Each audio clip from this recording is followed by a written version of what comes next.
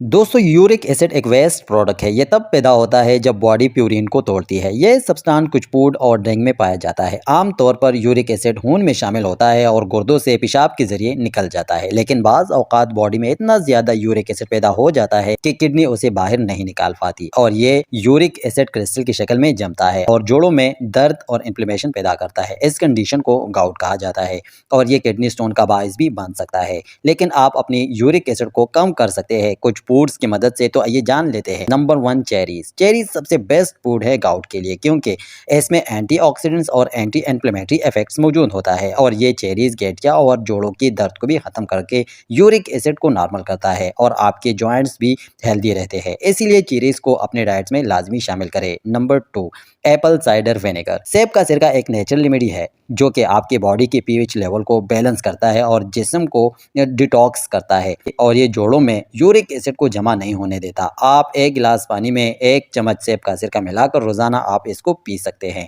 इससे आपको बहुत ज़्यादा फायदा मिलेगा। नंबर 3, लो पैक्स डेयरी प्रोडक्ट्स। स्टडी से ये बात साबित हो चुकी है कि लो पैक्स डेयरी प्रोडक्ट्स जैसे कि दूध, दही और चीज़ यूरिक एसिड लेवल को कम कर सकती है और गठिया के खतरे को भी। डेयरी प्रोडक्ट्स में प्रोटीन और कैल्शियम होता है जो यूरिक एसिड को बेहतर तरीके से बाहर निकालने में मदद करती है। इसीलिए लो पैक्स डेयरी प्रोडक्ट्स को अपने डाइट में शामिल कीजिए। Number 4, coffee.